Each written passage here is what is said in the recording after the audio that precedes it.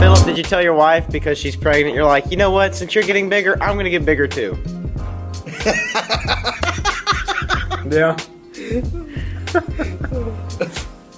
Did you hear what I said? No. Here, I'm gonna wait until you get back over here, and then I'm gonna, because I want to see your face. I said,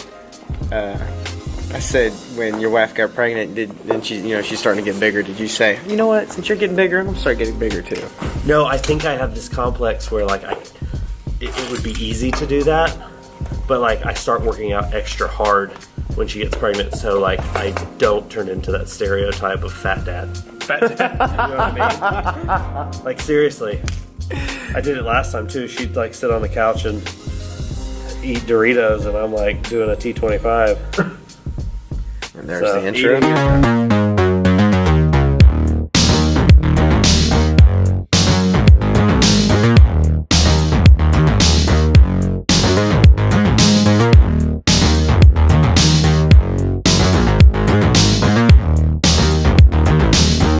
What is going on, everybody? Welcome to Tavern Talk. I am Philip, and joining me this week is Al. Al is a screenwriting professor, filmmaker, screenwriter. Yes, I'm a local filmmaker, MFA in film from the University of Central Arkansas.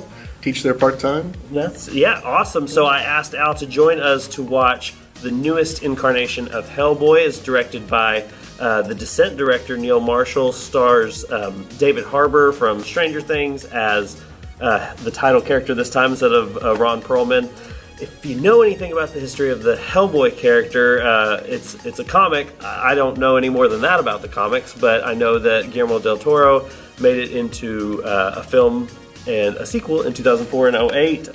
Do you have any connection to the character or any backstory with it? Any ties to it at all? None whatsoever. Other than seeing the first two movies that del Toro made, I completely know nothing about HELLBOY. I'm in the same boat. It's been a decade since I've seen those movies. Maybe I needed the refresher. Well, I was going to say, I did really want to rewatch those del Toro movies this week prior to seeing this one, but I just didn't make time, and it might have been to the benefit of this movie that I didn't. But no, with those movies, I remember the first one being fine enough, but I did really like the Golden Army, the second one, and that could have very well been due to just, no expectation.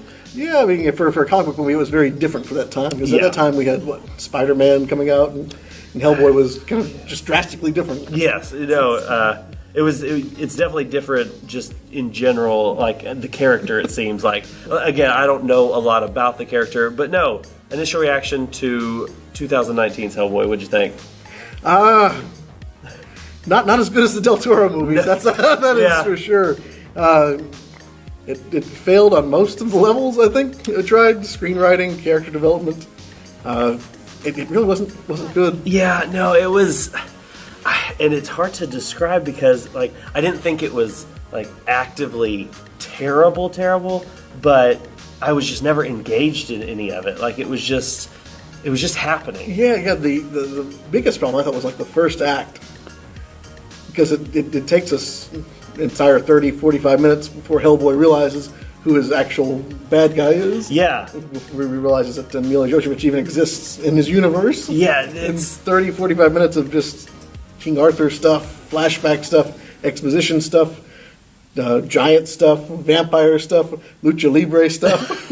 Yeah, what? Do we even wrap back around to that? Or that character, other than he was on a vampire hunt? And yeah, HELLBOY accidentally kills him. It's just, he was his friend. He loses a friend. I don't even know. Sorry if that's spoilers. I don't. Yeah, it was very strangely structured in the way that it seemed like every new character they introduced would immediately get a flashback to fill in their backstory. Yeah, flashback, giant exposition scenes. This movie has plenty of those. Yeah. And in doing that, it just feels like there's so much happening, so much going on. But then by the time the credits roll, you're like, what happened there? What even occurred? I still don't know what's happening in the movie. The movie's over. Yeah, it's been 20 minutes, and like, what happened in that movie? To try to even describe like the plot would be ridiculous. But I did think the initial setup with Mila Jovovich's character. Sorry if I murdered that pronunciation, but it was like, okay, that's interesting enough. Like she's a witch. She's chopped up by King Arthur and Excalibur, and they spread her body parts all across. Yeah, so no one. Nice little setup. Yeah, Kind nice of wrapped little up setup. nicely in Yeah. about 5 minutes. And then it we just go to Tijuana. Yeah, and it's like even we get this like mutant Pumbaa character that is putting Mila Jovovich back together, and And he even has a little bit of flashback backstory Yeah. later on. yeah, and you don't get any of the like the adventure of him finding individual. You get like one piece. You know, her head. You get to see him on that quest, but like it's not even much of a quest to assemble that. You've got a side quest with giants and double crossing, and then you've got the warthog thing or whatever it is, and then there's 90% of that first act didn't matter. no. It served no function whatsoever. And this movie does hit the 2 hour, like right at the 2 hour mark, and it could have definitely been trimmed down. What's sad though is there's like a little epilogue, I guess you could say, a little tag on the after the final kind of like shot where it's like, oh, this adventure has come to a close, and it's like, oh, let's set it up for the sequel, and that actually looks pretty fun. Yeah, Like- I mean that's kind of another big complaint that I had. The first act doesn't matter. The second act, Hellboy realizes he has a real villain. Mm-hmm. The second act, we meet his team finally. 45 minutes in the movie, we meet this team that he's going to have to battle this person, and they, like I said, they get brief introductions, brief flashbacks to tell us who they are. But yeah, that needed to be 15 minutes into the movie. Right. We needed to meet them earlier so we cared about them, and then you could have slowly built their characters, not just have this fast exposition, because those fast flashbacks happen real quick, and try to get as much information as possible. There's one part where Merlin shows up in the back half, and he is talking so fast. I thought they had sped up the footage just so you could get all this information. Let me dump this real quick so you can just take the sword. And and there's characters you have Sasha Lane, who was in American Honey, and you have Daniel Day Kim, who people will know from Lost. It's like fairly significant names, and they hardly, like you said, they're not introduced until well over halfway into the movie. So they have nothing to do really until the final sequence. Yeah, Which is a shame, because they seem like interesting characters. Right. One is necromancer, not necromancer. What would you say? She's a seer. Is that what they call her? I don't know. Something like that. She can see the future. That's all you need to know. Fortune teller? Yeah. It's kind of downplayed. She's got a crystal ball. That's all you need to know. Tarot cards. She's got tarot cards. Yeah, and Daniel Day Kim, he plays kind of a werewolf, a were-cheetah, were-leopard. I didn't know if that was a cheetah, leopard, jaguar. I don't know what it was. Like It's an exotic cat. And that came like his exposition or his flashback. Sorry, there's so much of both. I got him confused there. His flashback is so like foretelling about where his character is going to go that it's like, oh, okay, really? That's actually what we're doing. Like it's the flashbacks. They were everywhere. We go from like 1940, the 1990s. Yeah. I think Daniel Day Kim's flashback is in the 1980s. No, so we're just all over the place. It had more title cards. Did you see Aquaman? I did not. Aquaman had a ton of title cards. This thing had more title cards than Aquaman. Like Aquaman documented every different piece of ocean they were in, and this one is like every 5 minutes. It's but no, also I'm kind of conflicted as well because I did like David Harbour as Hellboy. Like he seemed like he was at least having fun with the character. Yeah, I towards the end he was getting a bit annoying for me. Oh yeah? Yeah, the comedy in this movie, kind of switching over to talking about that, there's so much comedy, there's so many one-liners. Yeah.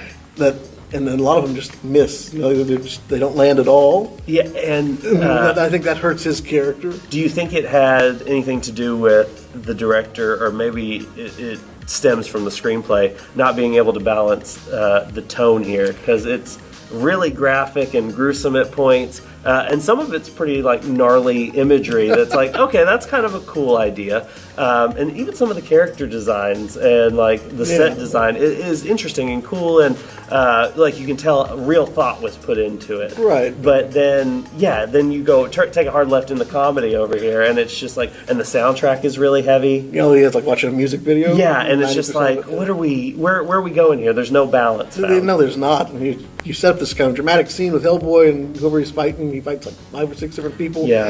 And then he has a couple one-liners that just deflates all the tension, all the conflict out of there, just making those scenes pointless. Yeah. He doesn't feel like he's in harm at all in the movie. No, He's constantly saying one-liners. Well, and he's, again, not being familiar with the comics, I wasn't sure of the extent of his like powers or capabilities or his immortality, or because he's a demon. Yeah. So I didn't know where we were drawing the line there. They didn't really set him up that well. Like we don't really know anything about the world and what powers he possesses. Yeah, and it's he has a stone fist and he hits things hard. Yeah, and it's been a decade since the last movie. So, and this is more a reboot than a remake of anything we've seen, or it's definitely not a retelling of the origin story, despite the countless flashbacks. But the flashbacks of the origin story. Yeah, we get a little bit in the crystal ball, but not Sasha Lane's crystal ball. It's a different crystal ball. That's how. The second psychic.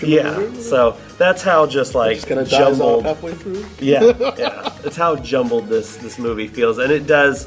There were reports of like some on-set tension and some disagreements, and you can kind of see where that bleeds through. Yeah, I can see it in the fact that the movie didn't really know what it wanted to be. Yeah.